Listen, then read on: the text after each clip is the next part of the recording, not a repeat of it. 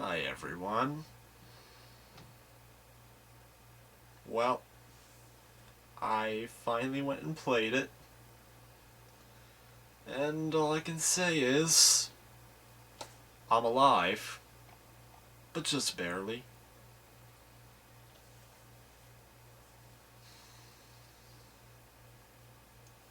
Do you want to know how I got mixed up with this? Well, back when I first started buying used games on Amazon, this was among the many games that popped up on my recommendations list. I did some research on it and several other games based on the Terminator franchise, and found that unlike almost every other Terminator game ever made, this one was actually considered a bit decent. I looked up some gameplay, and it looked cool enough, so I decided to have my sister buy it for me for Christmas. And so begun what I like to call the Terminator game's curse. That copy of Terminator 3 The Redemption that my sister ordered for me never came. I got Sonic Riders instead, which I had to sell because I already have a copy. Then, I tried to get Terminator 3 Rise of the Machines on the Xbox, and despite the disc looking relatively fine, I couldn't load the game at all on my original Xbox, and the game would only play through the first level before crashing on my 360. The seller gave me a refund without me having to return the game, which is why I still have it. Later on, I decided to purchase the game again, and against all odds, this one didn't work either. This copy of the game had a single scratch on it, which didn't look that bad compared to some other games I have that fully function. But for some reason, it caused my original Xbox to have seizures reading it, the audio cut in and out randomly, and it finally stopped working about halfway through. On the 360, I was able to load up the remaining levels, but the game kept crashing randomly, so I finally said screw it and returned the game. Then, finally, I decided to order Terminator 3 The Redemption again, and this time I got a copy that was fully functional. But then I found out why God went out of his way to make sure I couldn't play this game. Almost makes me wish that this pile of crap came fully functional instead of this piece of shit! So why delay it any longer? I promised this 3 months ago. All of you were waiting for it. So let's get it over with.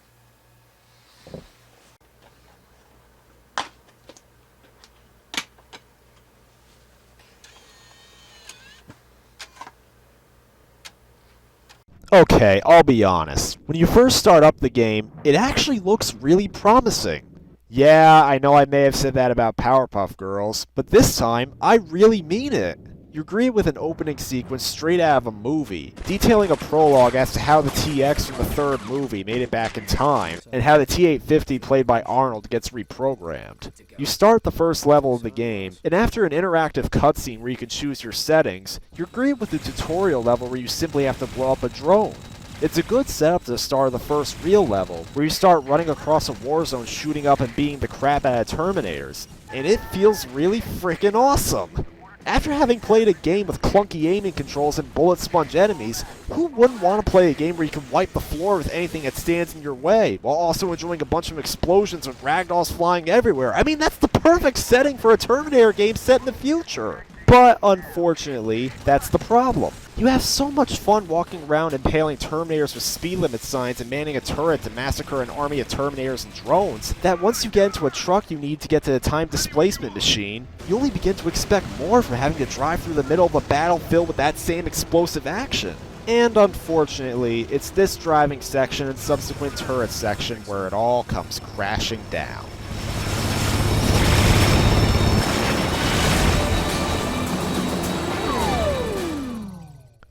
If you die or fail any of your objectives, you're greeted with this blank screen containing nothing but the words, "Do you want to restart this level?" At first, you might be thinking, it took me like 10 minutes to get that far. They can't seriously mean I have to go all the way back. Oh. But they are. You click yes, hoping in vain that maybe they'll at least start you at the beginning of the turret section, but nope, it's all the way back to the very beginning of the level. You have to shoot your way through those very same Terminators and drones again, drive through that onslaught of shit trying to kill you again, and man a minigun to shoot through that other onslaught of shit trying to kill you again! And you know what? At first you may think, well, I'll just have to not die again, that's all. until you realize how incredibly easy it is to die. There's little in the way of health power-ups, which come in the form of electricity flowing from stuff like broken power lines and glowing bisected Terminators you can stomp on with the B button. And once you get to the driving or turret part of any level, you almost never come across them unless you somehow find a hidden path or item that contains one. But good luck trying to find them, because the game usually gives no indication as to where you can find them. And since there's usually a bunch of shit trying to kill you, could you really focus on trying to find something that could be hiding behind a wall that looks like it's just part of the background? So in short, don't expect to be able to refill your health all that much. And because there's nothing to indicate when you take damage, you can become incredibly paranoid to the point where you constantly keep checking your health. And you practically fear death every second you play, knowing that one mistake could be all it takes for you to fail the level and send you all the way back to the beginning. And this feeling sticks with you throughout the next couple of levels, since they're all played basically in the same format as the first level. You start with a decent on-foot section. Arnold shouts, "I need a vehicle." I need a vehicle. I require a vehicle. Leading to a high-speed driving sequence, there's missiles and lasers flying everywhere trying to kill you, forcing you to switch vehicles quite often, and it all accumulates with a turret section where you have to gun down something that takes 1,000,000 bullets to kill while also dealing with several other things trying to kill you, and the occasional invisible time limit. These levels admittedly aren't bad per se, since they're relatively easy to learn and get better at, unless of course a time limit is involved, but I've gotta say, the levels basically stop being fun at the turret section, since all you do is hold down the R button while occasionally tapping the L button, and since your target frequently takes an eternity to take down, it gets monotonous real fast. The next set of levels are set during the first half of the movie, even using some clips from the movie as cutscenes, which I can't show because copyright. The first level is solely a driving level, where you need to chase John Connor, who's being chased by the TX. It's here where I should bring up the driving controls. For this kind of driving level, the controls suck ass. In order to drive forward, you need to press up on the control stick while also moving it left and right to make turns.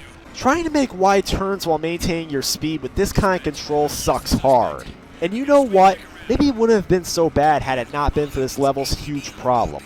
Last seen traveling along Route 49. If John Connor gets too far away from you, you fail the level instantly. And as always, failure means going back to the beginning. The mission briefing at the start notes that shortcuts are necessary in order to keep up. And you might be thinking, they can't be serious about us having to take every single shortcut while maintaining high speeds? But at this point, why would you expect anything different? Missing so much as one shortcut is all it takes for John and the TX to speed away and cause you to fail. And even crashing into something is all it takes, since trying to back up and re-accelerate takes a long-ass time due to the control scheme. Seriously, how are you expected to take part in a high-speed chase where many twists, turns, and jumps are an absolute necessity, but the control scheme where accelerating and turning are all done with the same part of the controller? Why couldn't it be designed like, I don't know, an actual driving game where you hold the A button to drive and the control stick to steer? Don't tell me it's because the A button's used to shoot Terminators that latch onto your vehicle, because you've got two buttons that do absolutely nothing during the driving segments that could have easily been used instead, or at the very least use the Halo control scheme that relegated driving to the left stick and steering to the right stick. In case you're wondering, I've only played one other game that had this kind of driving controls, the Xbox 360 version of Half-Life 2. And guess what? It's just as bad there as it is here. But at least in Half-Life, most of the driving you did was just casually getting from one place to another. And even when you did get into a section involving a chase or a jump, the difficulty wasn't nearly as punishing as it is in Terminator. Anyways, I did finally complete this level. After about 7 tries, it took about 6 minutes at least each. And now let's finally move on to the next level. Here, in a level that's trying to satisfy the nostalgia of Terminator 2 fans, you have to chase after the TX and shoot out the tires of the truck she's driving. There is an end to this level, and if she makes it there without you having shot out the tires, you fail. It's bad enough that you need to drive as fast as possible in order to keep up with the truck, with there being no shortcuts I'm aware of to help you, but for some reason, Arnold refuses to even aim at the tires unless you shoot the TX off from the top of the truck first. She takes a couple of shots to take down, and even when you do get a chance to shoot the tires, the opportunity is limited since the TX will climb up after a few seconds, and you'll have to shoot her again in order to get another opportunity. It doesn't help that the truck occasionally drives through narrow pathways that don't allow you to get a clear shot, and police cars that cut you off and try to swerve you off the road are constantly harassing you. It's funny how this level is short enough to actually not warrant checkpoints, yet it cranks up the aggravation tenfold.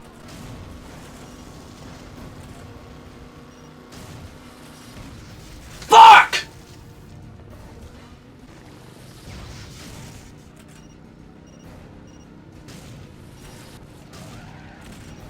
Fuck!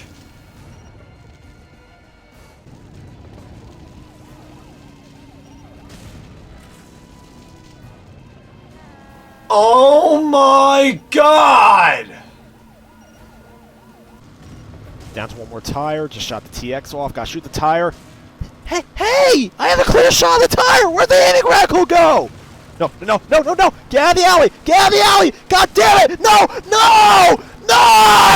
God fucking piece of shit!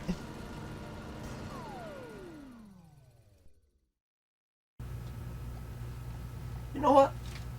Screw this. I'm cheating. The game clearly knew I was gonna win that time, so it chose to cheat to steal my victory away. So why not return the favor? Game facts. What do you have to offer me?